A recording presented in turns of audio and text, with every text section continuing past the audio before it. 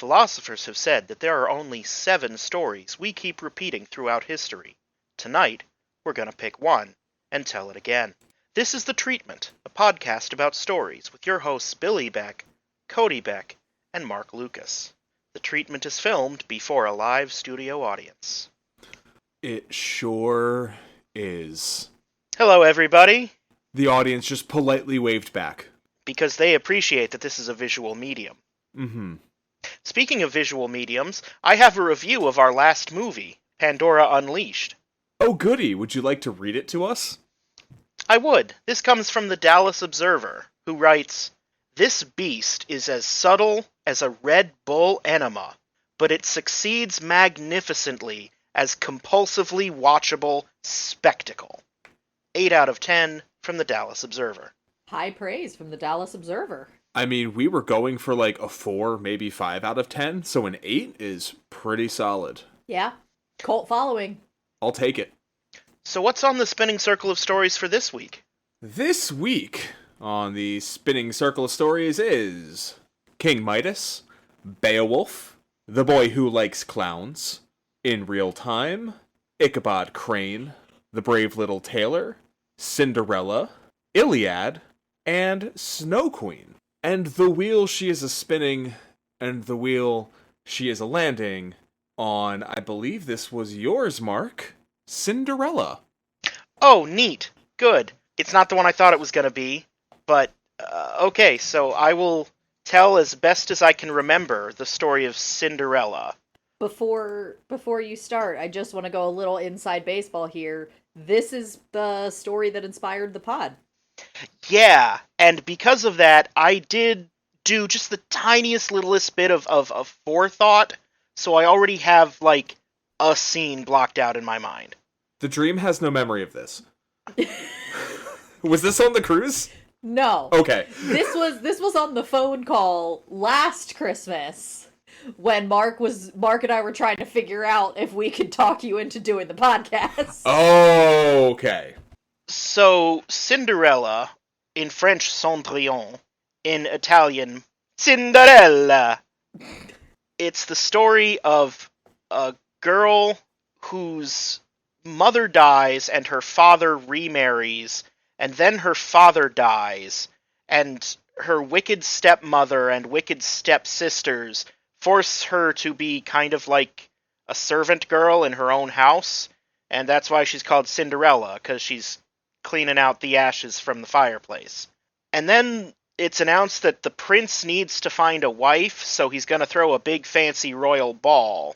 And Cinderella wants to go to the ball, and her evil step-sisters are like, you can't go to the ball because we're going, and you have to stay here and keep being dirty. So then, after they leave, Cinderella cries, and her fairy godmother comes to her rescue. And the fairy godmother gives her a magic spell that gives her a beautiful dress, and glass shoes, and a fancy carriage to ride into the ball. And when she gets to the ball, the prince falls madly in love with her, and they dance all night.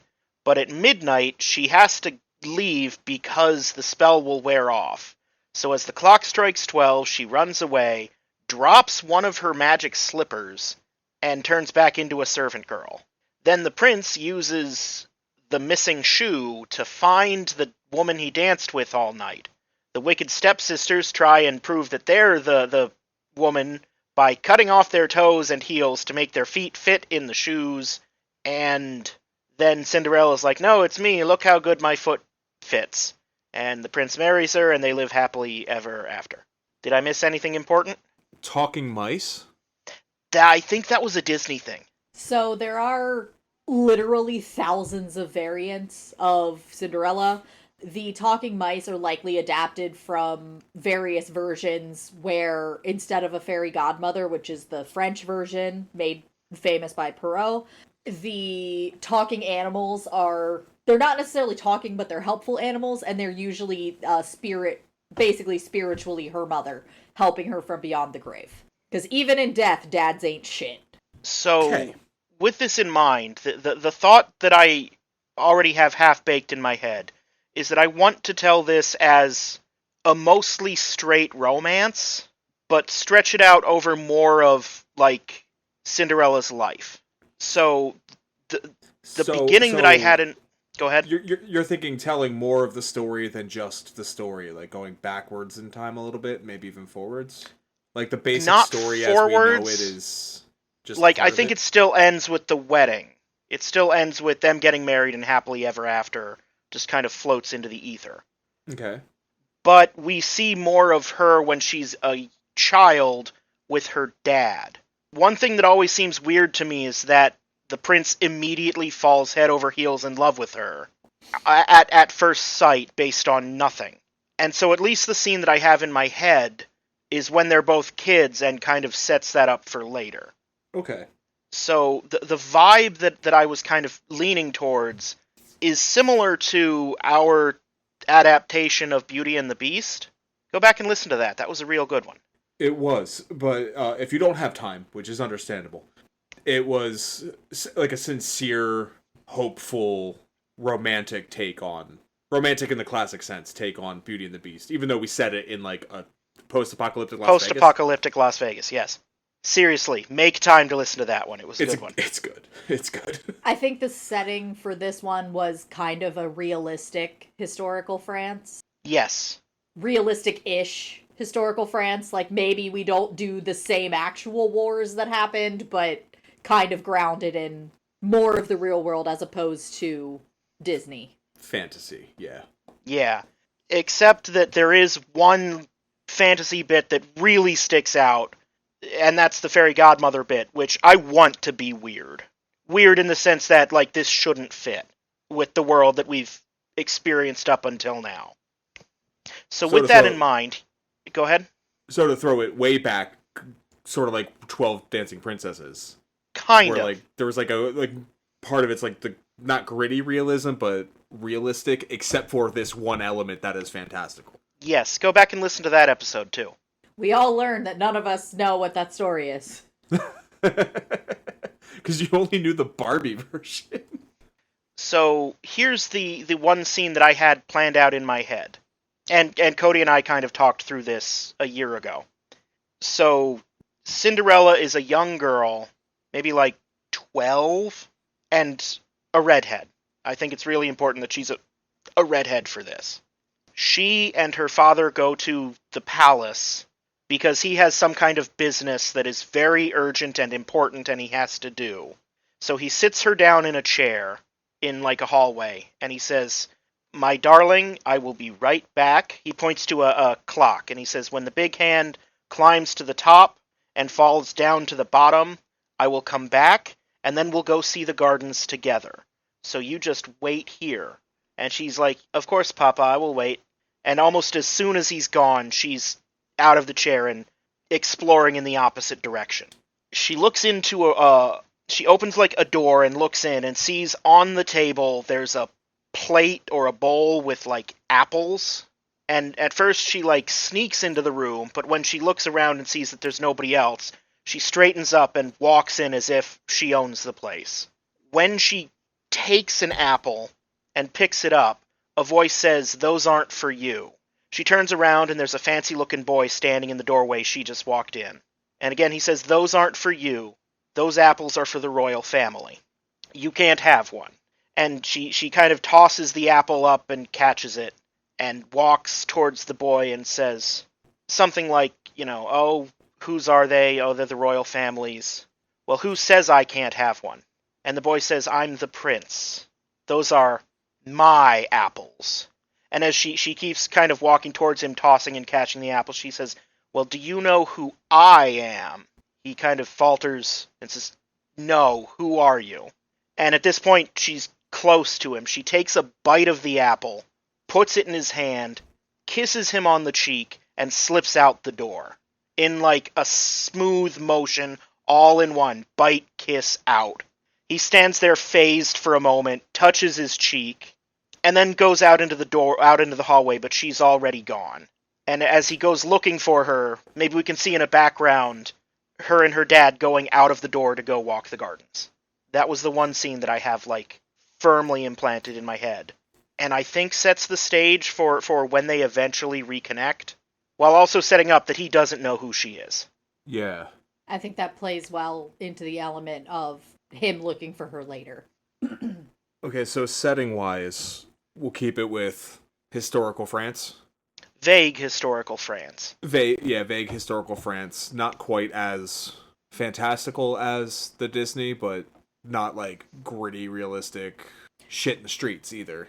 Yeah. I'm almost thinking like if Cyrano wasn't a musical, Okay. but nobody here has ever seen Cyrano, myself included, because I've never seen a movie. Not a one. We just write them, we don't watch them. Yeah. Probably why they haven't hired us yet. So I think that establishes also, we do have, like, we know that Cinderella has that little spark of mischief in her as the character. And Which is why it's important she's a redhead. you're not trying to make a redheaded stepchild joke? No. No, I just think that in the visual imagery, it's the redheads that cause trouble. So I think that can contrast really well with, as we see her kind of getting beaten down, metaphorically. Because I think a really easy way to cover this is her father, she's noble, she's of a noble birth. We see, like, her house in Cinderella, the Disney version, is a large manor home. Like, this is there used to be servants that took care of her when she has now turned into the servant that takes care of everyone else. And I think that the easiest way to cover why her father is important is there is a war happening, or there is a war that is going to happen at the time when she is 12.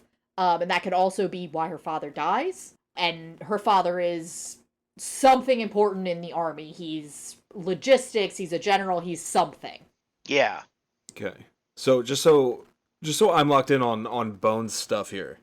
It sounds like we're gonna do more or less just a 1-to-1 adaptation of the original, plus adding backstory elements via flashback.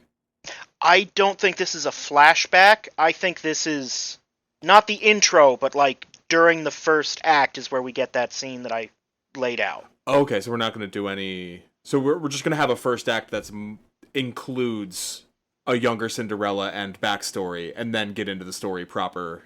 Yeah. Okay. Yeah, it's kind of like you said earlier, we're going backwards. We're starting the story when she's still happy, and we're getting to the point where she loses her father. We're just doing it over the course of the first act instead of the first 5 minutes. Yeah. So some more like trying to get my structure brain on it. Because the story itself, as it is still like a 3-act. Act 1 is she's the disappointed stepchild, or disappointing stepchild forced to be laboring and whatnot. And then fairy godmother, and then second act is the ball and the romance, and then third act is him trying to find her, and then the happily ever after. So it feels like almost like we're adding a prelude to it, but I think it's still part of Act 1. It's still part of that she becomes the stepchild. Because I want to say, like, by the end of Act 1, we're getting to the point where she is now the Cinderella that we know. yeah. Okay. Maybe we okay. don't need to stay tied to the 3-act structure. Yeah, that's what I'm saying. And the reason I say that is because this is a 5-act one. Okay, yeah. Act 1 is she's young and happy. Act 2 is she's older and with the stepmother and sisters. Act 3 is the fairy godmother. Act 4 is the ball. Act 5 is the resolution. Okay, yeah. I can Does work that with fit? that. Yeah. I don't mind a 5-actor. Well, there's going to be way more than that. I mean, we've got at least 3 characters right there. I mean, I wrote down We're going to 7. need a whole cast of actors and lighting techs. No, that's what AI is for. We just tell the computer to do it. You fuck right off out of here with that. I'm making a very firm stance on behalf of the whole podcast right now. This is an anti-AI podcast. Unless we make a movie about AI. In which case the AI is the villain. Didn't we do that once? I mean, we Probably. had a tech bro villain for Bluebeard. And the other one, was it Prometheus or Hercules? Hercules? Oh, yeah. There was an AI villain. Oh I yeah. think? Well, the AI in that was more of a MacGuffin. Go back and listen to those episodes too. We need to up the download numbers. Yeah, you better listen to all 3 of the God So New saga. Just to, get the whole story. We're turning it into Star Wars out here. So do we feel like we have the bones more or less set? Yeah, I was about to say, because this is such a, like, common story that, Commonly understood. yeah, we're not doing many changes to the story itself. We can just kind of start getting into scenes here. So that scene would be the opening scene, then. I have an idea for an intro where it's like a battlefield. Maybe Napoleonic looking, but again, we're like vague history. It doesn't totally matter. GDT's Frankenstein War. That Napoleon movie that came out? Yes. As the camera follows a messenger pigeon flying through the battlefield to eventually what's like away from the fighting and to some sort of officer or logistics specialist who takes the message. Maybe it gets sent to like somebody who takes a message and runs it to the logistics specialist. Sir, it's your wife. You need to return home. And when he gets back to the mansion house, he runs into the door, up the stairs, into another door, where there is a dark room with a woman in a bed and a red-headed girl kneeling next to it and crying. Just start with dead mom. Start with mom's already dead. And he can, comfort the girl and say, I'm sorry I was late. Something about, we'll always love mother. Quick shot of them at a funeral, and then that opening scene that I had described in the palace. So I have an idea. We don't have to roll with it. Okay. But I believe it was Patton Oswalt, when he found out that his wife died, before he told his kids, I think he took them to Disney World. Yes, he found out and he pulled her out of school and took her to, I think you're right, I think it was Disney. Yeah, just to have like one last happy day before she found out. And I'm thinking the thing with him taking his daughter through the gardens, like maybe he doesn't tell her right away and he does that to give her one last happy memory before dropping the bombshell, so to speak. I like that. I was just thinking if she's already there and he has to come home. And then the business that he has in the palace has something to do with the estate. That works. I also think, maybe she's away at boarding school and he beats her home with just enough time that we see him grieve his wife, compose himself, close the door, and through the window we see her carriage pulling up and she comes in and he's just like, no, she's just sleeping. Let's go. Maybe the messenger pigeon is not that she's dead, just that she's very ill. Mm-hmm. So he goes back, sends her to the shops or something to pick up something. And then when she comes back, here, let's go to the thing. Yeah. And then he lets her know when they get home. Yeah. Okay. The next kind of movement has to be the stepmother. Mm-hmm. So how do we get her into the picture? Character-wise, she strikes me as the kind of person who is marrying him to gain status. Because he's already higher status than probably most people in the village. So that would tell me she's a local... She would have to be a widow if they're stepsisters. Yeah, I was thinking a little Mary Shelley's real life. When her father remarries, it's someone that has kind of been in their lives for a little while. So it could be as simple as we see her at the funeral, because they're prestigious, high status, everyone would be at the funeral, and we kind of get that. There's a very specific way that people will show, with flash of the eyes, or, the way that someone is framed. You just know this character is I have set, this is my goal, this is my target, I have now made my... What if her target is revenge, and her husband was one of the men under his command, and that's how he died? I think I kind of like where you're going, but I think her number one motivation is her kids. Okay. That no matter what happens, I want my kids to come out ahead above anybody else, or above anybody else's kids. That's a stronger motivation. I feel like that actually works really well, too, because, maybe she does genuinely despise this man, so maybe when he falls ill, she doesn't take good care of him. That's where I was going with it. She leads to his death. Yeah, because she She's just trying to make sure that her kids have a better future, and it just happened to be him that was the best way to get it. Mm-hmm. So that's why she marries him. Why does he marry her? Girl needs a mom. Gotta get Okay. your dick wet. Based on the vibes we have going, I think it's more girl needs a mom. Yeah, like I'm thinking Ella Enchanted, which I would be very surprised if either of you have read or seen. The vibes are straight up, he doesn't know how to be a parent, and it's a lot more work than he thought, and so he ends up bringing in someone who he thinks will be a good mother figure.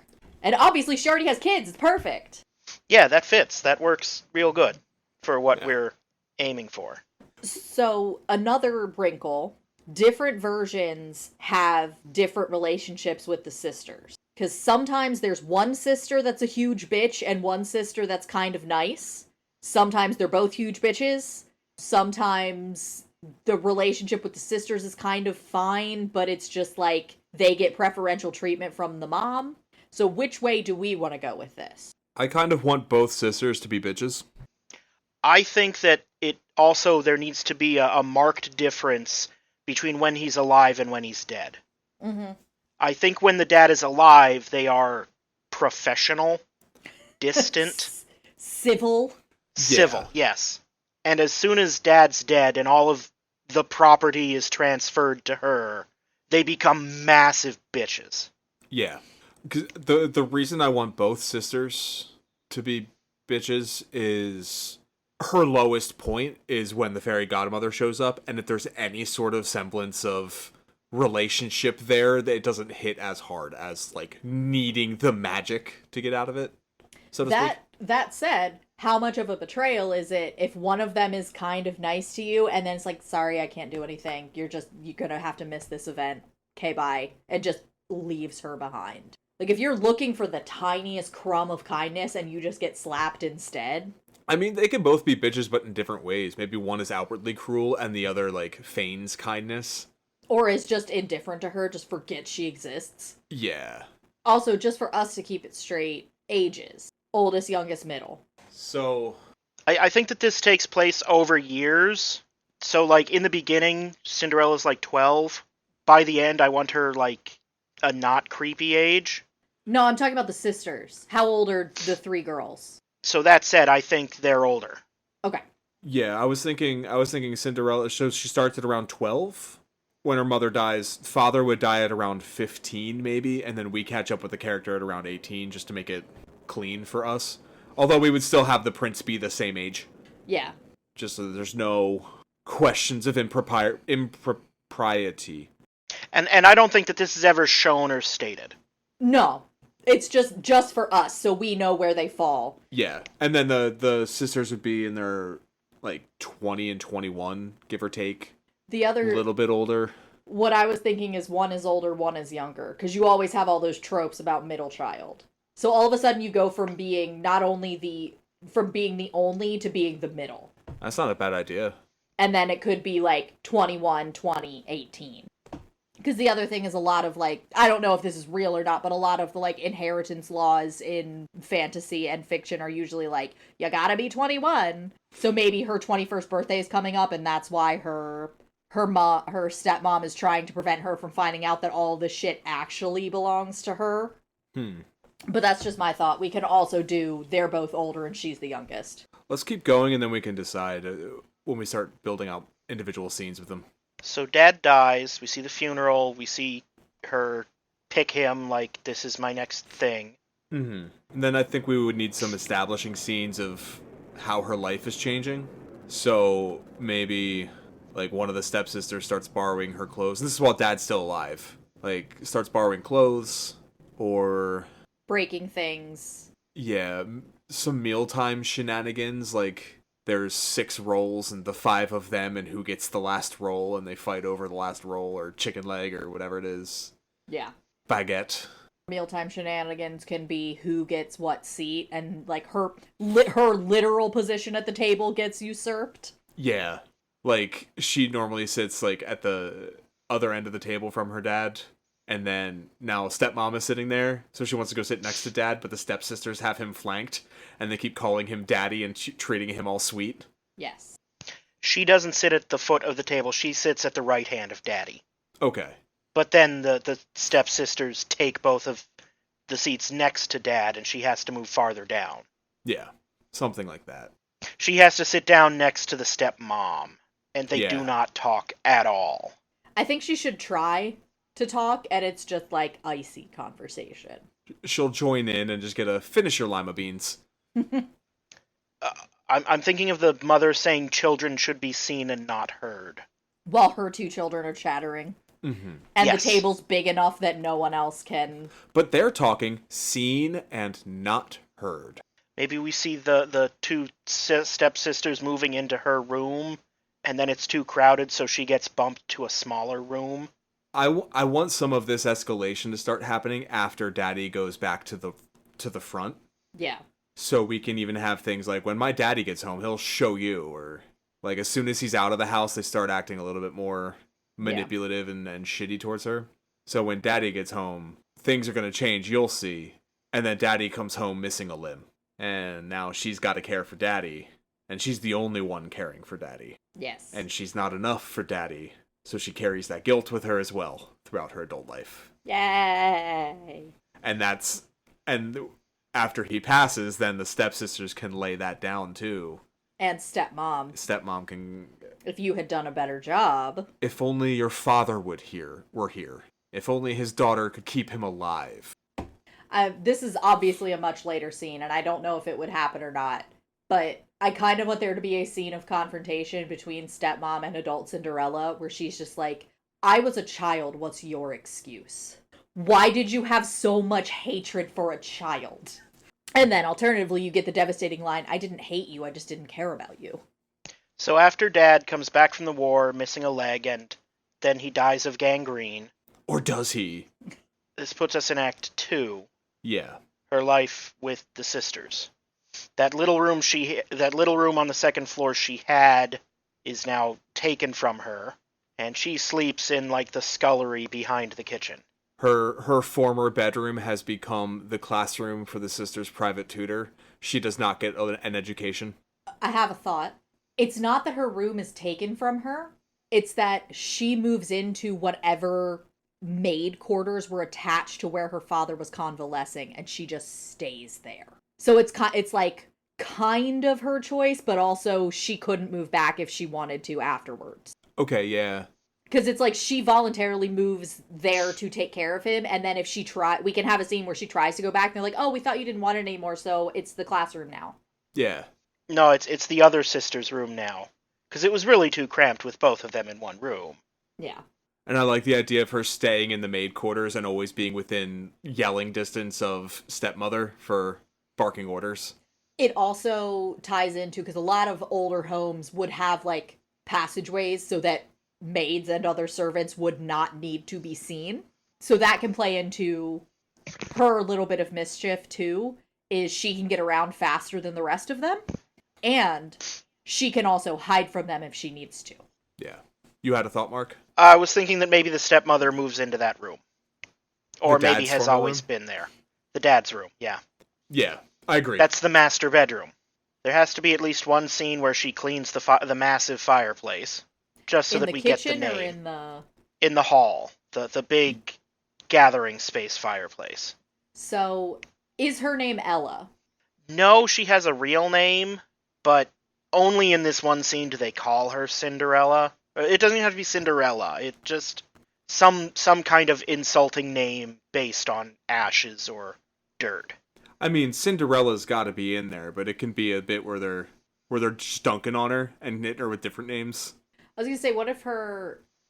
to go back to our episode on Little Match Girl, what if her name is like Stella or Estelle or something like that, where you still have the L sound, so you can play on the cinders part. Yeah. I was thinking they're like, ooh, look at, oh, are you Princess of the Ashes? Yeah, little Cinderella, little, you know, they just like roast her with different nicknames. Yeah. The Ember Girl. Yeah. Maybe going back to the thing about like, it's the eldest sister's birthday, maybe she needs to clean the fireplace because they're having guests over for a birthday celebration. And she spends the whole party waiting or bussing You know what would be another thing that could escalate as well? They deliberately, like, she's not fully there because they don't know how far they can push it yet, but she manages to mimic later with the whole glass slipper thing. They make her as busy as possible, so they like take and they make her clean the big fireplace, so she's really dirty. She still manages to clean up, and even in her simple dress outshines both of the sisters, and that's when all of the women escalate because they realize there's nothing they can do to make her less appealing. I was thinking if we, in this dinner party birthday scene as well, having one of her parents' old friends be present and recognize her and stop her to talk and see how she's doing. And the sisters immediately catch that, oh no, she's fraternizing. Oh, Cinderella, more champagne, please. Hurry. Yeah. Just to spread this out a little bit, I think this can be two interactions with two different colors and flavors. One of them is there's like a kind of hunky guy from town, not the prince, but like a gentleman of some distinction. The Gaston. Basically. And he kind of hits on Cinderella, which points out that beauty thing that you were saying, and how they can't take that from her. And one of the sisters intercepts to distract the guy. And Bill, you had mentioned about somebody from the past. I'm thinking like the town doctor or a priest or someone who knew the father and can just casually comment that it's shameful what's happening in this house. And Cinderella doesn't hear that, but like the stepmother does, and does not care. Yeah.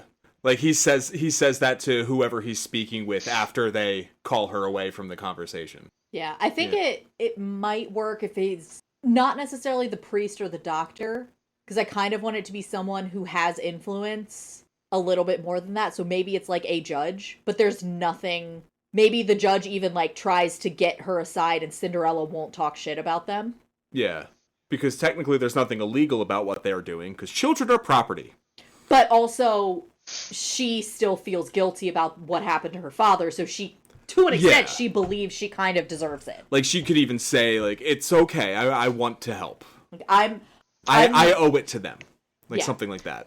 I think I want that part to begin as a conversation between the priest and the judge, Okay. which are both seats of authority, but in different realms.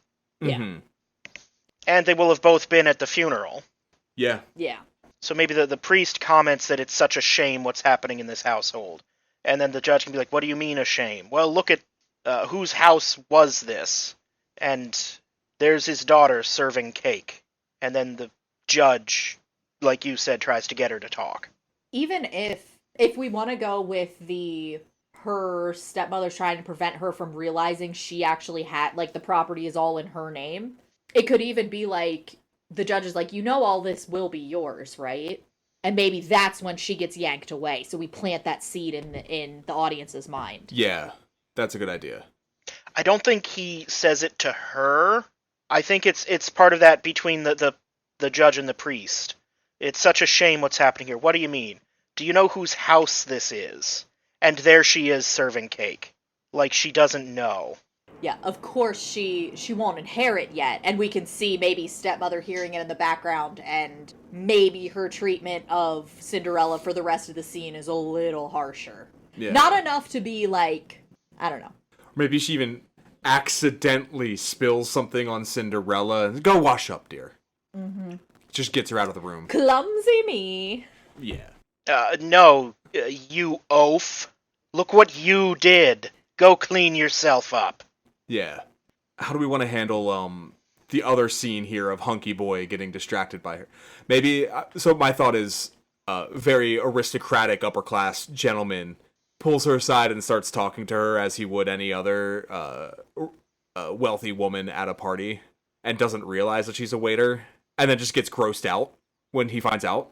Well, So that we don't, like, try and tease a different romantic lead.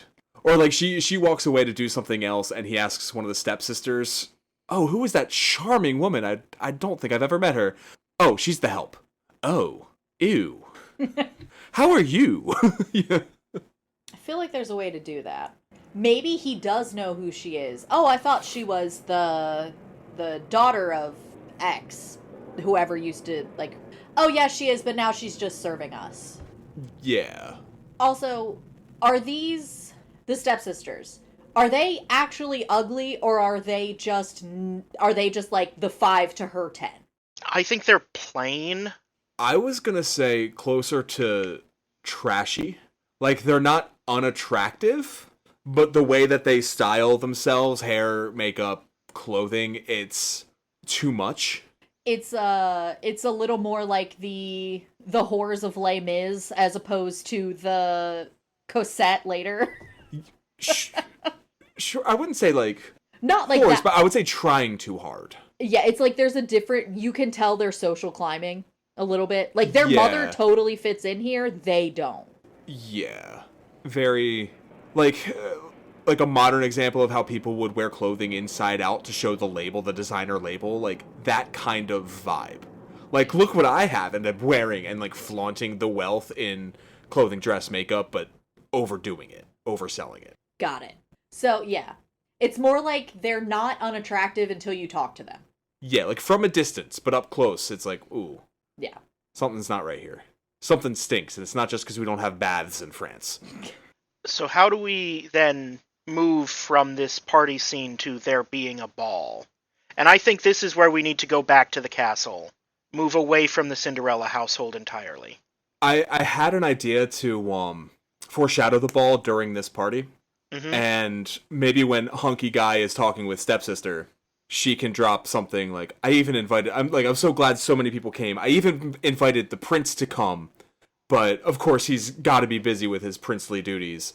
And then the guy can say something like, yeah, the big ball, whatever is there an occasion for the ball? I don't recall. It could be his birthday. Oh yeah, he may already be planning his ball. In the Disney version, the reason for the ball is because the king wants to get the prince married.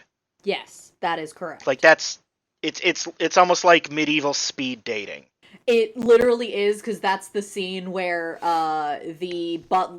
whatever the butler character and the king are talking, and he's like, what did you expect would happen? He's going to look up, lock eyes with a beautiful woman across the room, and like that's literally what's happening.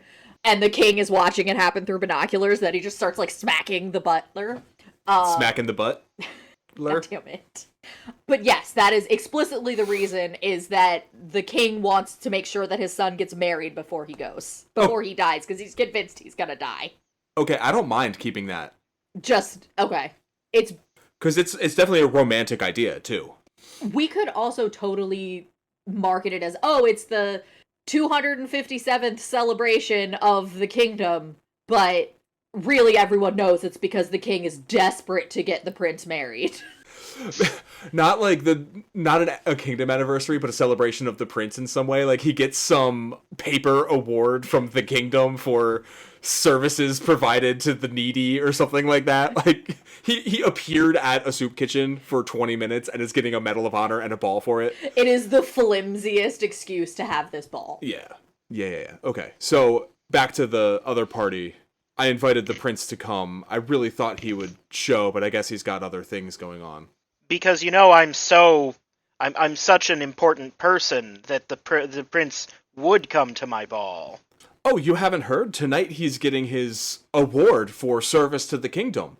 In fact, he'll have his own ball celebrating that in a month's time. Would you care to accompany me to the prince's ball? Yes, I'm sure your invitations will be in the mail, Annie, or will be arriving. They've been slowly arriving all week or whatever. Yeah, okay. I like that to set up the ball. Give us a focal point to move towards. Mm-hmm. And some time in universe to advance before the ball. Yeah. I do want to get a few more scenes with the prince. Yeah. Because it's kind of jarring how he just appears out of nowhere otherwise, Mm-hmm. And maybe on some level, this redheaded girl that kissed him on the cheek once has been living rent-free in his head ever since. A Little Mermaid. Disney's Little Mermaid, where basically Eric is getting ready to give in to Ariel, and because his butler is like, hey man, this random woman that saved you from the ocean doesn't exist. There's a woman here that's ready to love you. And then, of course, Vanessa shows up, etc. Yeah. But I could see our prince having that kind of vibe of, like, I haven't felt a connection like that with somebody. Like, I want somebody that will... Everyone is too intimidated by me being the prince. So let's do a scene here, because I can think of two scenes that I would want to see with the prince and the king and the castle and that side of the story. I want one scene with, well, I guess three scenes technically.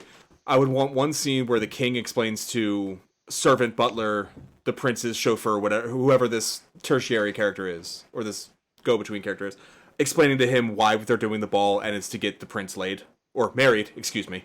And I would want a scene, and I can't tell the order of these two, but in which the king is trying to get feelers out to his son, the prince, as to where he is. And in my head, the prince is sketching Cinderella. Like, it's not a great sketch, but he does the hair perfectly. He's got the red hair in there. And he's just not interested in what his father is doing.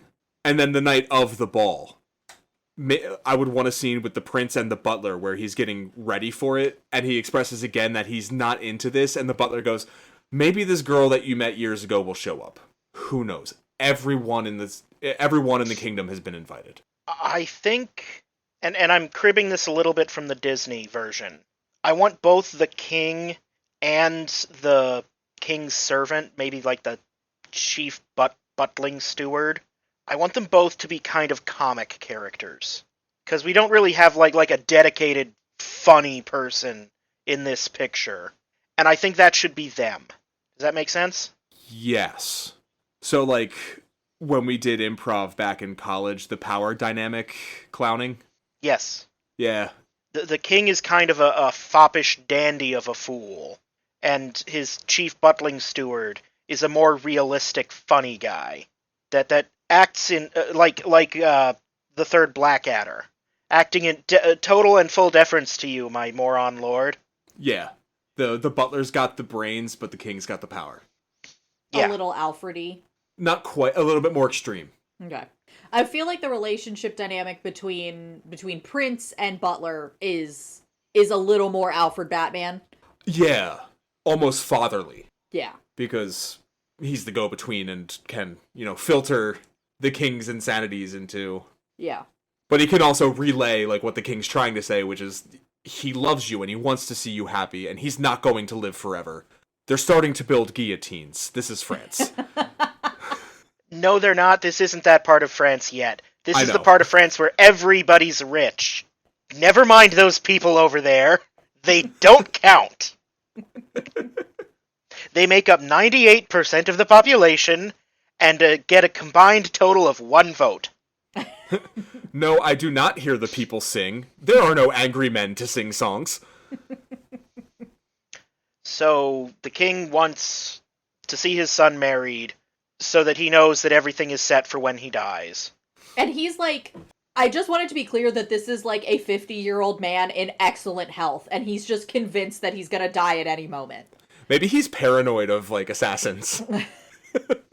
That could be some physical comedy with him and the butler, is like, the butler has to take a sip of everything or take a bite of everything before he eats it, and every time they're together, they're eating something. I think instead of paranoid and afraid of dying, he is eager for the next part of his life, which is, things take a pattern. King rules, he has a son, the son gets married and becomes the new king, the old king retires to live a life of ease and pleasure. So it's not just that I'm looking forward to dying. He wants to retire and have his son take over. And the only thing standing in the way of that happening is you getting married and becoming a new king. And the prince's number one hang-up is he's in love with this girl he doesn't even know. Yeah. So I want to see the king explaining to the butler, introducing those characters, and then explaining the ball. That would be before the birthday party. Mm-hmm. And then the king explaining to his son the ball, and accidentally revealing its purpose would be after the party. I feel like it would be really funny, especially with these characters, if they ambush the son with the ball. Like, they know if they tell him in advance, he will fuck off and find an excuse, so they just don't tell him until the night of. The day of. Yeah. And, like, that can even be something that happens in that conversation. Because both of them do want this for the prince. So that, against his better judgment, the butler gets conned into not telling the prince. Because he's like, you know what, I do actually want him to get married. And maybe if we sideswipe him with this, he'll actually show up. Okay, yeah. So the scene after that can be them, like, basically an army of butlers and manservants ambushing him to prepare him for this ball while his father explains it and accidentally reveals that's what this is for, and that's why the prince is so annoyed during the ball. Yeah. And I like what you said earlier about the thing that makes up his mind is the butler saying, maybe this mystery girl of yours will be there. Every other eligible young maiden of the kingdom will be. Yeah. That needs to happen before the ball begins. I think that's a vital scene. Yes. And if they're trying to keep it secret, this is a big ball that people are going to know about for like a month. Although I guess the true meaning is secret, but he knows the ball's going to happen because the medal thing. I was thinking, like, have them try to, like, espionage, like, sneak party supplies into the castle without him noticing. But that's... I mean, they can still do that, and he finally, like, the day of, he's like, this is a lot of, like, extra stuff for just a routine medal ceremony. And you just have people behind him with, like combs. 30-foot long banners that are, like, paintings of the prince, like, looking extra good. Yes. One of them is shirtless, he's got abs. The stated purpose of the ball is presenting the prince with a medal for valor for his service during the war. He did not do anything. He did not even go to the war. And he can point this out earlier, that I was here the whole time. Or maybe he did the equivalent of what Steve Rogers did in Captain America, which was like, they sent him out for morale boost, but he wanted to be involved, but they're like, no, not involved. Yeah. I was thinking, like, when he pushes back on service during the war, they mentioned, no, your service was staying here. And making sure the village knew that someone was in charge. You were proving that you were going to be a good future king. Oh, something else they could talk about is, like, things actually went better with him in charge. Like, maybe the crops were higher, there was a better yield of crops, and there was less of plague, and there was less of other things that are problems. But father, I had nothing to do with that. It happened to rain more, and all the men were gone fighting, so less plague happened. No, this was your leadership, son. You will be a great king, and next you need a great queen. You will be a wonderful king, and I will get to watch it all from my yacht in Malta. On the telly. So then I think we go back to the Cinderella household. With I feel like what kicks off, I guess we're now in Act 3? Yeah, I think the ball. Yeah, like the ball prep and... Ball is 4, so... Celebration prep! So I feel like Act 3 kind of kicks off with new dresses being delivered to the house. I was gonna say another thing that we can kind of hint at with the prince's ambivalence is the hunky guy at the ball can just be like, yes, they're hand delivering all of the invitations for some reason, and maybe, like, the prince is the postmaster, so he would know if all the invitations were being mailed out. That might be hat on a hat. Yeah. But no, I like the idea of, like, dresses being delivered and Cinderella knows nothing about it. Like, why are you getting new dresses that are fancier than the ones you just wore at your fucking birthday? Oh, never you mind. These are important people things. You go back to scrubbing that toilet. Or wash out my chamber pot, chucks it at her, it splashes in her face. It's just like a massive haul of dresses. And Cinderella has to do alterations and cleaning and pressing and ironing every time they want to try them on. Side note, I want a little bit here where the stepmother is also dressing up and the stepsisters fight with her about going because she's also an eligible woman. Yes, absolutely. That's how Cinderella finds out. The stepsisters fighting with the stepmom is how she finds out what this ball is for. And Yes. and it is an entirely one-sided fight. The mother is going to the ball, but not for that reason. But the daughters are so short-sighted and selfish they can't see that. Yeah. Yes. And Cinderella's only in the room because she's pinning the dress and making, or like to make alterations. Mm-hmm. So she hears that that's happening. Yeah. So the stepsisters would come in and, mother, you can't go to the ball. He's ours. One of us is going to marry the prince. We know that every single woman in the kingdom has been invited to meet, to what's the fucking word? Congress with the prince or something? I don't know what the word you're looking for I is. don't know. Everyone in town's invited. All the single ladies have been invited.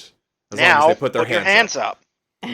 One story beat from I don't want to keep cribbing from Disney, but this is one that I do like, where she asks if she can go to the ball too, and at first she's told straight up, no, you have nothing to wear. And then she says, well, if I can come up with something decent to wear to the ball, can I go then? And they tell her yes, because there's no way in hell she's gonna get a dress in time. And then working like extremely, in the Disney it's magic talking mice, which we're not gonna fucking do. So instead, working extremely hard, overnight, she sews together from scraps a lovely looking dress. And when it's time to go to the ball, she comes out in her dress, and the sisters are like, that's what you're wearing? You can't wear that. Look at... And while they're like commenting on, oh, this ruffle looks ridiculous, just rip it off. Oh, this bow doesn't fit here, rip it off. Until they just kind of shred the dress she's wearing. I like that. That's a beat I want us to use. Yeah. I dig that. And Cody, you saying about a while ago, you mentioning if one of the sisters, the way she's a bitch is pretending niceness. Maybe this is the one where we get that. Well, can't I borrow one of your dresses? No. I would, but no. You know, you can always borrow any of my clothes. Except for now, though, you can't. Because I'm thinking, like, you know, none of my dresses will fit you because, like, you don't have a current corset. It just, it won't work. And again, I feel like it should be. Oh, no, you know what? You could, but, there's just not time for you to get dressed because we're already leaving. Bye. And they climb into the carriage to... Yeah. I feel like this is another scene where it can be obvious that, like, they're a little overdone, and she's, even though her dress is much simpler, it fits her better, just because there's less, like, ruffle, etc., and she looks better in it, even with her hair, like, not as elaborately done, etc., and that's kind of where the, like, pick it apart comes from. Okay, so they all fuck off to the ball. Cinderella's left home alone. Enter fairy godmother. In what form does fairy godmother I think before the godmother, before she shows up, there's just a brief moment of a breakdown where Cinderella has been strong for so long, and this is like the one thing she wanted, and it was just taken from her. Do you think she's also harboring feelings for the prince from their first meeting? No. She barely remembers that. She remembers going to the gardens with her dad. She just wanted... She just wanted a night out. Because the gardens. She wants to go to the gardens. Okay. Because I need a motivation for her to want to go. Yeah.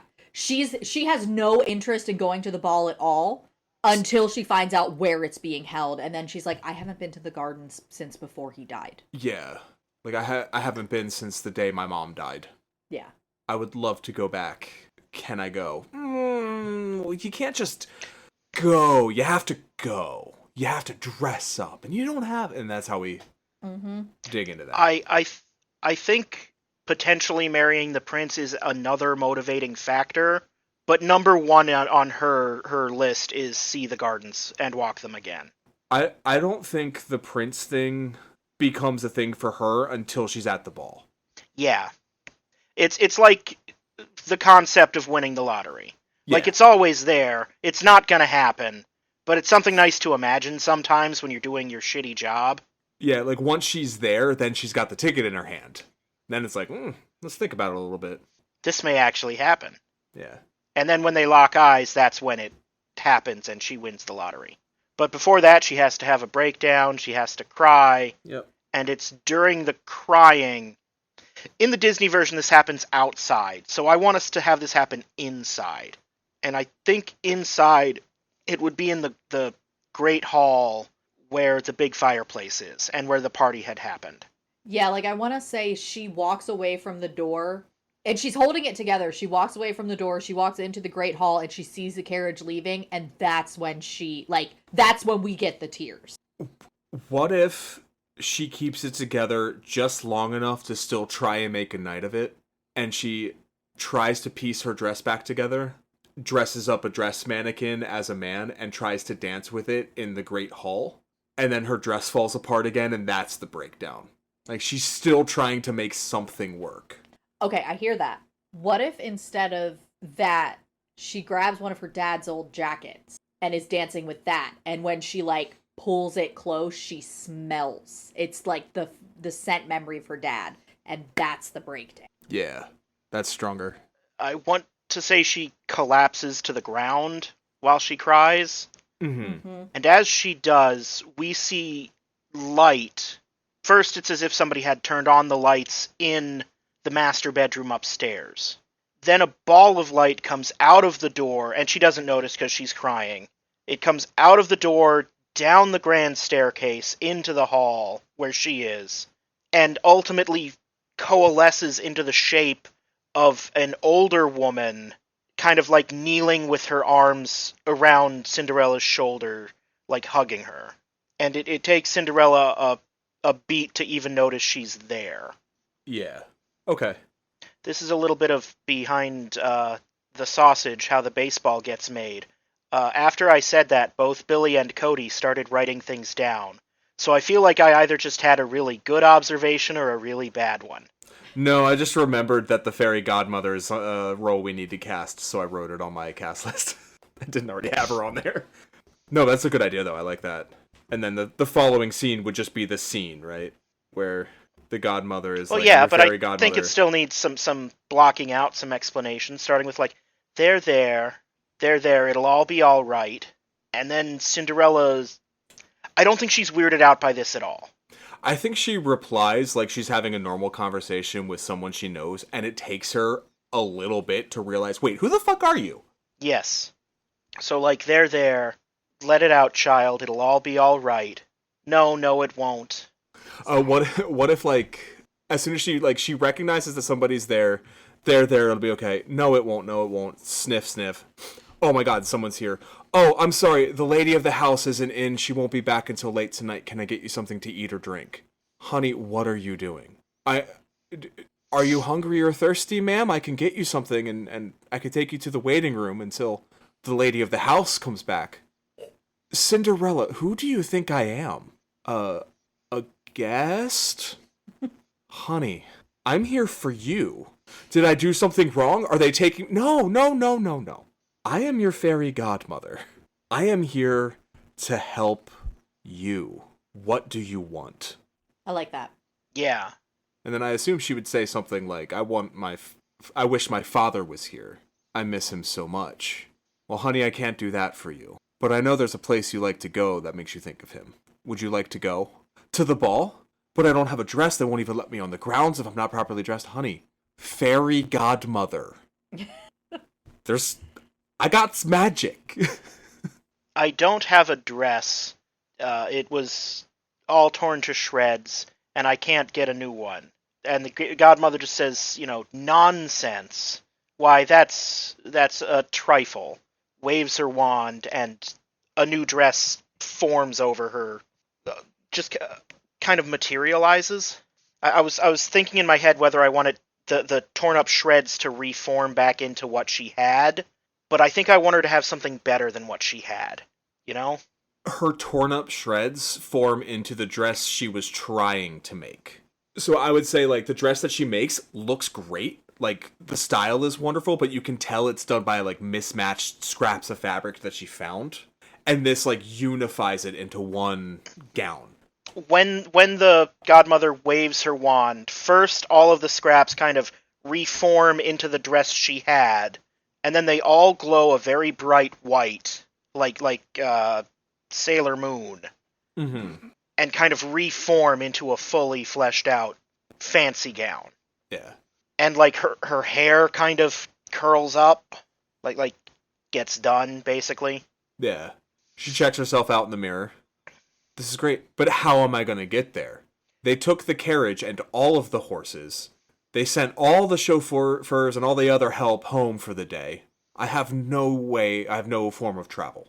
Follow me, child. She walks not to the front, but to the back door, out to where like the barn would be, the barn and stables. Mm-hmm. Before going outside, you'll need something for your feet, and that's where we specifically introduce the glass slippers. Yeah. And this is a real Quentin Tarantino shot. Oh, yeah. Just feet in 70 millimeter on a 20-foot screen. Real talk, real quick. Recently, I rewatched the Disney Cinderella, and it's so weird because she doesn't have toes. For it She's to got be Barbie like feet. the Disney, the foot fetish movie, she doesn't have toes. They just didn't animate them. So this is where we get the glass slippers as they step outside. She picks some random yard junk and magically transforms the things into... In the Disney, it's a pumpkin, so it can't be that, but like Yeah. stuff into a magical carriage. Maybe like a bird in a tree turns into a coachman. Mm-hmm. For the record, I just watched the transformation from the 2015 live-action Cinderella, just to make sure it was not similar to the transformation we described, and it is not. Good. Blue Good. butterflies. All right, so I was thinking separating the carriage and horses from the coachman. Just rule of threes. I don't have a dress, you have a dress. I don't have a carriage. Well, who will drive the carriage? And then Okay. it could be a bird from a tree, or one of the horses turns around and goes, "Lady, I'm a magic horse. I gotcha." In like a New York cabbie voice. I love that, except when she gets to the ball, nothing can appear magical. Good point. So like I love your magic talking New York cab horse, but there needs to be somebody driving so that when she arrives and he's just a guy. In that case, the fairy godmother fills the jacket, her dad's jacket, with a chauffeur. Okay. That works. Yeah. Just to tie it into she's going on another day date with her dad. I like that. Yeah. The midnight Yeah, she warning. has to get the warning. You got to be back by midnight, because at midnight, when the maybe she points to the steeple of the church in the distance. When that bell marks 12 o'clock, because that's how they tell When time. the big hand gets to that point, your time in the gardens is over. Yes. Yeah, using the same language her dad used earlier. When the big hand and the little hand reach the tippy top, my magic will expire. But it's 11:48. I have 12 minutes. Okay, so she gets in the carriage, goes to the ball. We've already seen the butler explain to the prince by this point. That would have been before the transformation, I think. Yeah. So she gets to the ball. She's an usher or valet or some other palace worker. Gives her his hand, lead her down from the carriage, leads her through the gates. And now I want kind of like a... What's the word I'm looking for? Like kind of like an overwhelming rush of things happening to her all at once. But not like a lot. Just like there's all these people telling her what to do and where to go because they're trying to get her in the right way. Someone at some point takes her name to be so that when she shows up, she's announced as arriving. And So here's a thought. The prince is in the receiving line at the top of the staircase. It's a big, grand, flowing staircase, and people, the major domo announces, "Lord and Lady such and such of such and such," and he kind of half-heartedly greets. Maybe it's even like the stepsisters when Cinderella arrives, and he's like totally disinterested in all the people he's meeting, but he looks down the stairs and sees Cinderella. She doesn't get in the line to be received, and just slips out the side towards where the gardens are. And while the stepsisters are like trying to play their moves, he's just like, "Excuse me 1 second," and just leaves and goes to find Cinderella in the garden. alternate idea. Because the whole goal of this ball is for him to meet every eligible woman. So one of the men, as she enters, single or not single, and if she were to say not single, they just go straight to the ballroom, but single, she's in the greeting line, right? So she ends up in that line because she doesn't know what's happening, because it's all like a flurry. So she is greeted to the prince. So the prince sees her come down the stair into the ballroom towards him. He gets fucking hard eyes about it. Birds start singing. The rest of the world goes quiet. He is in love. He goes to one knee. Oh, Miss Cinderella, it's a pleasure to finally make your acquaintance again. Kisses her hand, and she says, I've never come in this way. Which way to the gardens? And he just doesn't know what to do, because finally the girl of his dreams is here. He's found her. She made it. This worked. And she doesn't even remember him. He doesn't know the whole thing with her dad, and, like, her one wish was just, like, basically spend another day there. So he, that exit will take you straight to the, and then she's just gone. Wait. And then as he's forced into another handshake with another lady, and then off to the side, the stepsisters maybe see her enter. Just for the climax, though, he can't be introduced to her. The whole thing with the shoe and... Oh, because the name. Finding... Yeah, he can't know her name. She gives the wrong name. Cinderella's not her name. Yeah. And the only people who call her Cinderella were not going to admit to it. That's a good point. You okay with that? Yeah, okay. She gives a fake name at the thing, because her goal isn't to go to the party, her goal is to go to the garden. She can't let her stepsisters know that she came to the ball. Yeah. Yeah. Yeah, okay, so she gives a fake name, which is also, Cinderella. Yeah, or it also ties into the overwhelming rush. She just panics and goes with the first name she can think of. Yeah. He can even say, Cinderella, what an unusual name. Wonder I haven't found you sooner. Which way to the gardens? The gardens? I mean, they're over to the... It's very flattering. I'm very excited to meet you. Which way to the gardens? The west end of the hall, but I would like to get... Thank you so much. I appreciate it. And shakes his hand. And just... I'm sure you have so many other people to meet. It's been lovely. Excuse me. I'm slowing down the line. I'm just trying to make sense of how we get the next transition of them dancing together and mutually falling in love. That happens in the gardens. Because at this point in the ball, this is the receiving hour. So he has to be at that post at the stairs receiving. And then once everyone's there, and then they begin the dancing, we get to that. But in the meantime, while he's still receiving, she goes out into the gardens, and the stepsisters go out and confront her. I don't think they do. I think she's just out in the gardens enjoying it. We could also, of course... In that case, let's see the stepsisters find the stepmother and let her know that she's there. Okay. Because I want them to try and spoil it in some way. Well, the thing is, the only person that recognizes Cinderella is the stepmother in the Disney version. Well, we're not Disney. Yeah. So... I'm thinking if she's introduced as Cinderella, the stepsisters would go, huh? What the fuck is she doing here? Where did she get that dress? How did she get here? We made it impossible for her to get here. And she's out upstaging us again. Yeah. And they see, because their interest is in the prince, they see the prince making woo-woo eyes at her. They're like, oh my god, it's working. And she's playing hard to get that bitch. Yeah, because I think, like, it could just be, like, she's outside enjoying the garden and enjoying being catered to. Like, she has a beverage and someone is serving it to her. But she's, like, chatting. She's the weird one that's, like, chatting with all the servers as they bring her stuff and they, like, don't know what to do. Yeah. She needs to interact with the servers in some way like that, for sure. Yeah. Because then I also think we can use that later when the prince goes out to meet her. The servers prevent other people from getting to her because she's the one that's been nice. That's good. That's so good. She asks the servers their names. Like, that's all it takes. She says please and thank you. When the prince does go out, I'm trying to think of how to make this scene magical without using literal magic, you know? Because the only literal magic is the fairy godmother. Everything else is grounded and real.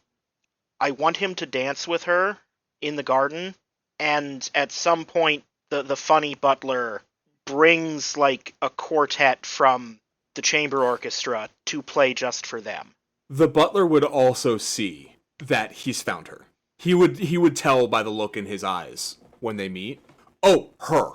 Or maybe he even, like, makes a signal to the butler, like, that's her. That's her. And the butler's like, noted. So maybe the butler even arranges Like, Maybe the butler explains this to the king. Like as people are dancing and milling around, the king is a little bit upset. Like, where is that bastard? The whole point of this is to find him a bride. Don't worry, my lord. I think he's found one. mm-hmm. And yeah, so when the music starts up, as people are looking for the prince, the servers like are standing by the doors to the gardens. Sorry, the gardens are closed this evening. But I saw, no, you didn't. Champagne, caviar, brick of gold. I like the idea that you mentioned that the stepsisters go to the stepmother, and I think the stepmother is the one that tries to get into the gardens, and the servers are like, no, you're a bitch. Yeah, perfect. And then out in the gardens, they dance and they sit and they talk. And I think he should say something like, "Now I finally know who you are." And she's like, "Beg your pardon." Like before they start dancing. And he hands her, or as they start dancing. And he reaches up and pulls an apple off of the tree and hands it to her. And that's when she's like, "Oh shit! I didn't realize you were actually the prince." Yeah, hands it to her. 8 years ago, you gave me a kiss, and I haven't thought about anything else since. So he says something like, the apples on this tree are for the royal family only. Plucks one and says, "This one is for you." Oh. Yeah, sometimes I get lucky. That's a good one. She does not bite it, she just kind of drops it, like in shock, you know? As she recognizes what's happening and what that means. And maybe this is where they start dancing. Yeah. She drops it, looks shocked, and he says, "Oh, you don't remember?" Hand in hand, hand on waist, as like the music starts and they start going, and he just like takes her into the dance. He's like, "Oh, you don't remember?" Because it's the only thing I've thought about since it happened. 6 years, 8 years ago, whatever it is. You were here and you ate one of our apples and you kissed me on the cheek. And from that moment I knew that I wanted no one in this world but you by my side. Kind of want her to roast him a little bit. But maybe that's just me. That's just you, dear. I think she would be humble. Because like her years of emotional abuse from her family would lead her to that, like, but I'm just a servant. No, you're not a servant. Your father was a renowned general. There's a room in the West Wing named after him because of how he saved the king's life in the Battle of 1461. But I wasn't able to save his life. You were, what, 15 when he died? You were a child, and he lost a leg to a cancer. There was nothing you could have done. We had the best doctors sent to your home to take care of him. What? I never saw a doctor. It was just me. What? I mean, that doesn't all have to happen in this conversation, but it could. Yeah. But we need to get back to the romantic language. But also, again, he doesn't know who she is. He thinks he does. Because we can have a scene later where he's like, her name was Cinderella, and they're like, okay, let's check the census. Nothing. But then, like all of that about her dad and stuff, he doesn't know that. Oh, shit, you're right. Fuck. Damn it. Oh, I thought I was cooking. I didn't turn the burner on. Another thing, once they start dancing, they stop talking. And that just means that all the talking has to happen before that. Yeah, okay. You know? But once they start dancing, and maybe he even asks, "May I have this dance?" And it's quiet. And they start dancing in the silence, and this is when, like, the funny head butler guy starts bringing out a quartet. So that then, the music starts while they're dancing. Cut to inside, the bitch stepmom trying to get out, and sorry, the Garden's closed for the evening. Private affair. But I just saw people go out there. Just gardeners, ma'am. They were carrying violins. Just gardeners. Ma'am. And I know I said that once they start dancing, they stop talking. The exception to that is what ends the dancing. When he says something like, "This has been a magical evening. I feel like I can dance with you all night. But already it's..." And this is when the clock starts chiming. Yeah. She kind of panics. "Oh my god, is that the time? I need to go." "Wait, go where?" I'm sorry, I need to leave," and she just starts running away. The one thing that this scene needs to accomplish as well is that she needs to fall in love with him. We'll need a good director to do that without dialogue during the dance. I mean, they can talk, we just won't hear it. Because I think there's no spoken dialogue, but they can have, like, the thing where they're chatting. like, you get the thing where, like, they're dancing and then he says something and she laughed. And, like, she's relaxed in a way we haven't seen since that early scene. Yeah, that works. That works. And I think a bunch of close-ups of their eyes. Yeah. Sparkles in her eyes. Do they kiss? She kisses him on the cheek again. Right on the first chime, kiss on the cheek. She gone. No. She kisses him on the cheek. I think she's about to go in for a real, big ol' smooch on the lips. Just a big ol' slobbery. But right before they connect, that's when the bell starts ringing. And he gets, and I apologize for this in advance, clock blocked. Cock blocked and blue balled. The prince is blue ball. Yeah, that works. So she runs off just down the road as she sees her carriage at the valet or at the livery turn back into some rocks and twigs and a coat. A very confused goat, I guess it would be the horse. And she runs in and grabs her father's coat, puts it on, and runs off. And her glass slippers. Because she's wearing her tattered, shredded dress, so she puts the coat on. And her slippers get caught in the mud in the livery. And that's all that One remains. of them does. She keeps the second. Yeah. She also takes the apple, because she's holding it when she starts running. Yes. Yeah. So she gets home. I guess based on what you've been setting up, then there has to be a confrontation when the sisters get home. There does. I think she straight up gets punished. She does? She doesn't get punished for going to the ball, because they can't prove it. Because they don't know for sure it was her, because she doesn't have they don't see her with the shoe. Her dress is still the shitty tattered dress, but they're so convinced that it was her that the stepmother punishes her for not cleaning the grate properly or something. And I think the form that her punishment takes is imprisonment. We're just gonna lock you. You like that little maid's room so much, well, you're gonna stay there and get locked in it. And also, I think they don't know about the hidden passages and stuff, because that has to come into play later. Yeah. So then the prince, the next day, finds the shoe. We have what you said about her name is Cinderella, there's no name in the census. That has to happen first. Because if he has a name, that's the first thing he's going to try is, check the census. We need to find all the Cinderellas in the kingdom. Sir, I regret to inform you that there are none. What? Who did she come with? She arrived alone in a carriage. The valet recalls parking it in livery 12. All right, let's investigate. And he goes down himself, gets dirty, finds the slipper, and the rocks and twigs and the confused goat. No, I think she took the goat home with her. She rode the goat home. I mean, it's her goat. Yeah, that's a good point. Just random goat prints, some twigs and sticks, and a glass slipper. And then this is all we have. We will go to every young woman in the land, every home in the land, and see where the shoe fits. So, just so we clarify, this shoe is magical and will only fit Cinderella and not just any bitch that has the same size foot. Correct. Okay. Correct. Just confirming that. Magic shoe. Because, if you didn't know my face and you just went around with a size 8 Converse and were just here, try this on. I think it being made of glass is a little different because a size 8 Converse can fit a wider variety of feet than a glass slipper. Yeah, it's more like those, individualized toe shoes. Gross. I love the toe shoes. Does he do a proclamation like he does in the other versions? Be prepared, the prince is coming. Wash your feet.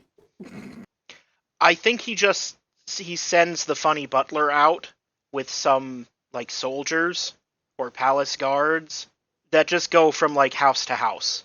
Mm-hmm. And as they're doing that, word spreads that the prince is searching for somebody who wears a shoe.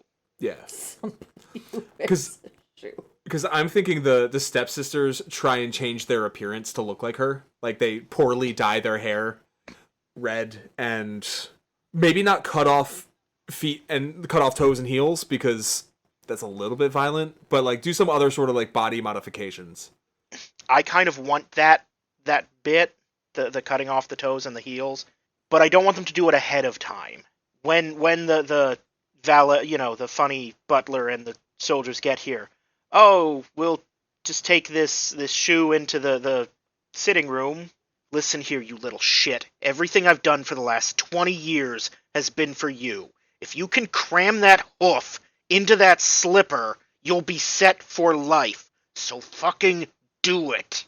But Mom, it doesn't fit. Make it fit. I think less doesn't necessarily need to be cutting off, because I don't think that necessarily fits the tone of the movie. But maybe broken toes. Yeah, I was gonna say, if you need to break your toes to get them in there. And it's just like she comes back out, closes the door, and then we just hear a thud and a scream.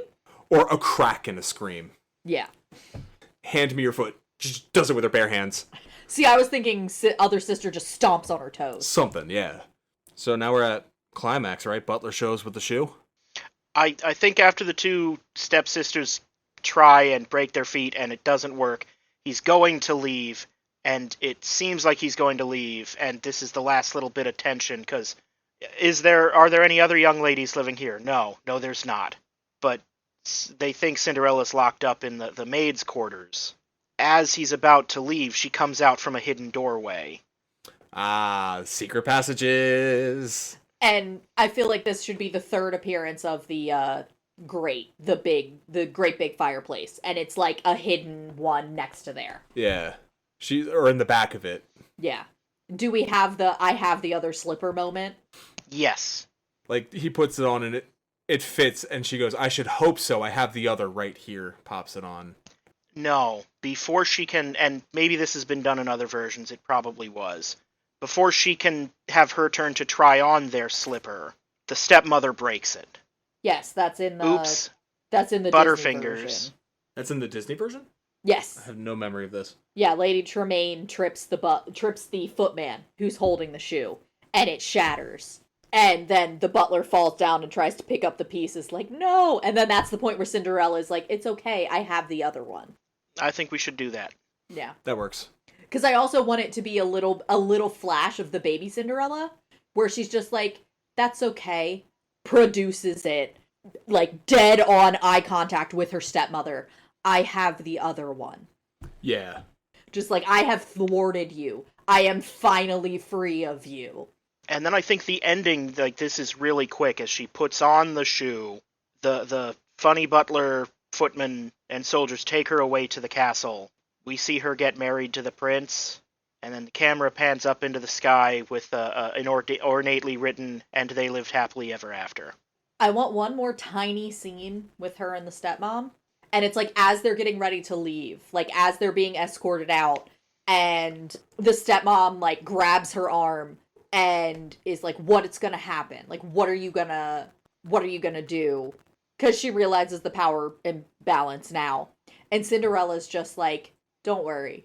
You will get to stay here and live with the knowledge of what you did and how you treated me, and know that I would never treat you the same way, and just leaves.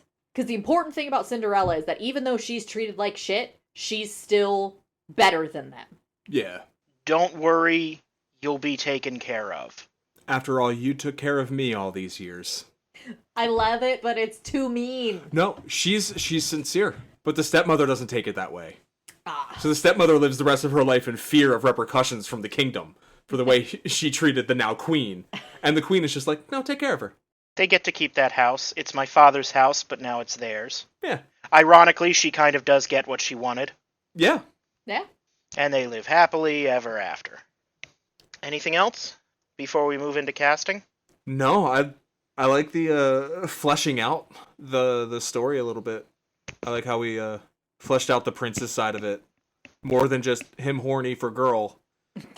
And like having this history to the relationship. I like that a lot. Yeah, it's so unrealistic to fall in love at first sight. Yeah, I can't think of anybody who that's happened to. Nope. I just want to say I hate you both. Love you too, Mark. You're our third and you know it. The LDT. Long distance throuple. So I'm just going to throw something at the wall. Josh O'Connor for the prince. And I feel like this isn't right, but it's close. What do you know him from? Oh, was he in that tennis movie? I know him from Wake Up Dead Man. Okay. Well, he did play the Prince of Wales in The Crown. So maybe not, because people are probably going to have a negative association with him as a prince that might not Yeah, necessarily... that's why I said I'm just throwing this at the wall to start us moving in a direction. All right, I've got one I'm going to throw at the wall. For the godmother, Mary Steenburgen. I like it, but I kind of want somebody, like, older and fatter. I think that's a character actress role. Like famed character actress Margot Martindale? Not character actress Margot Martindale, but I think she's closer to what I'm picturing than Mary Steenburgen. Okay. Is there a current James Marsden? A very pretty boy. Because he's just like, he's got perfect prince energy, but he's a little old. I'm sorry, who were we talking about? I was thinking of somebody different. James Marsden. He played Cyclops in the 2000s X-Men.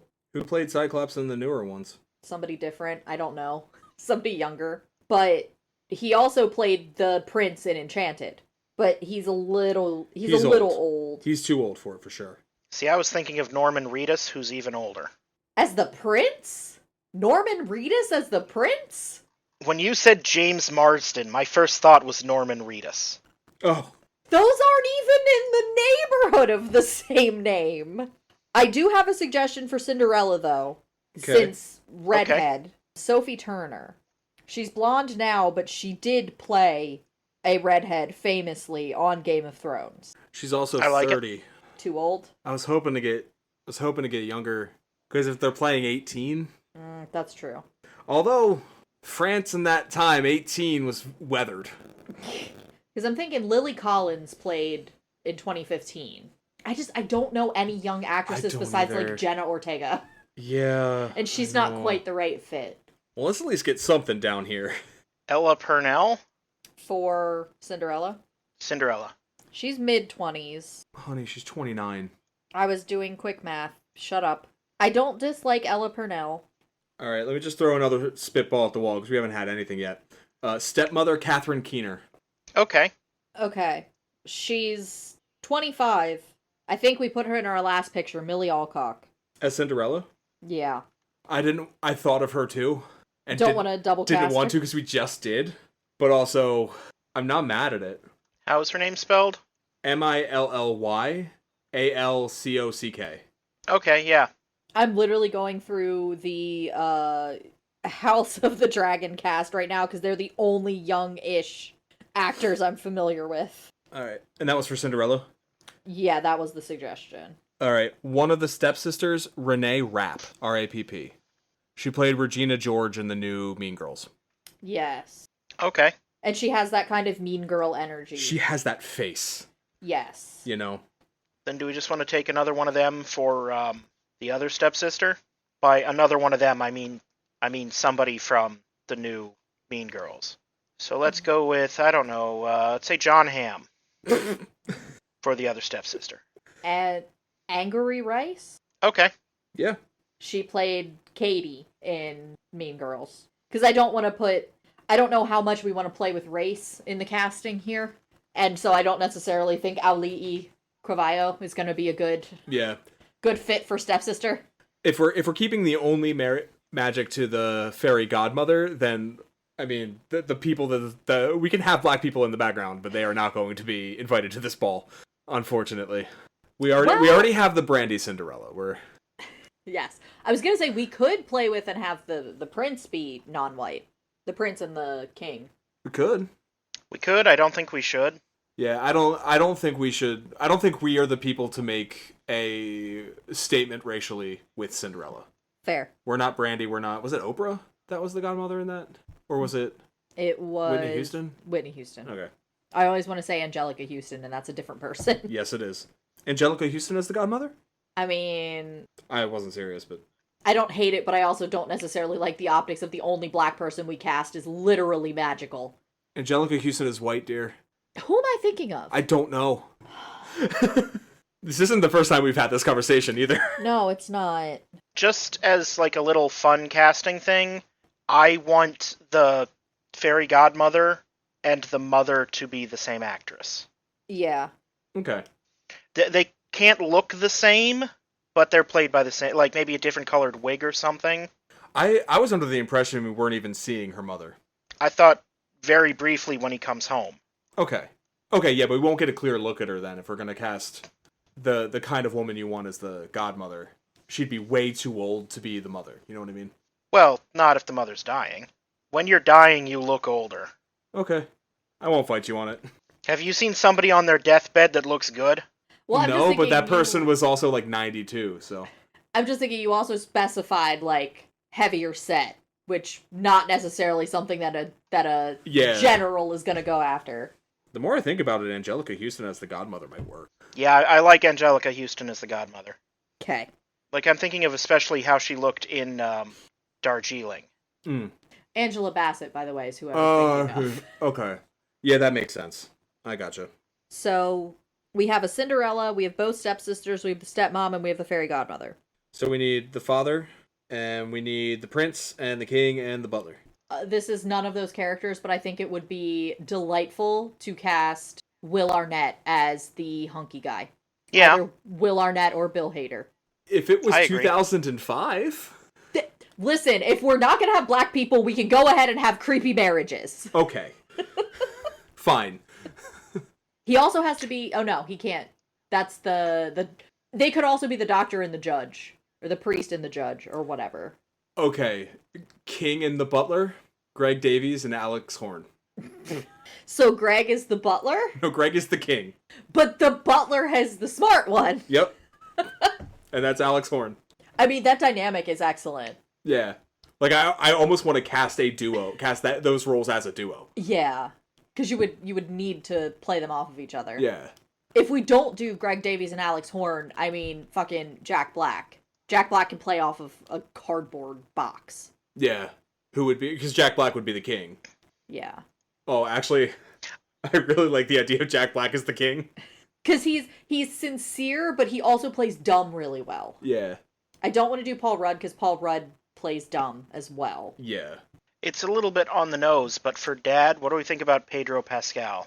I got no problems with it. Yeah, I'm not mad about that. I don't mean in the movie, I mean in real life. What do you think about having him as your dad? I got no problems with it. I mean, he's daddy. So then all that's left then is the Prince? Prince and the butler, I think. Yeah, if we're doing Jack Black as the king. I had a thought, may not be a good one. It's not a good one. What about like a Martin Freeman for the butler?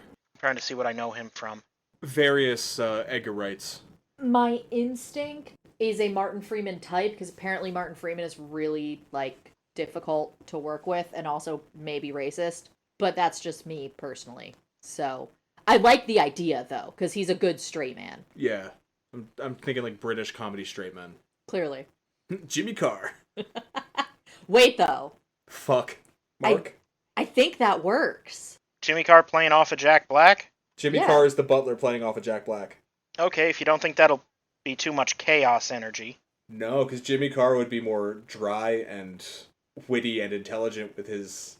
And Jack would be the one who's bringing the energy. Yeah. Because I'm thinking, like, Jimmy Carr also has that kind of, like, sympathetic, like, he's capable. I could see him being capable of doing the sympathetic energy that we need in the scenes with the prince. Now we just need our British heartthrob. I mean, he's in fucking everything right now but Jacob Elordi. Yeah?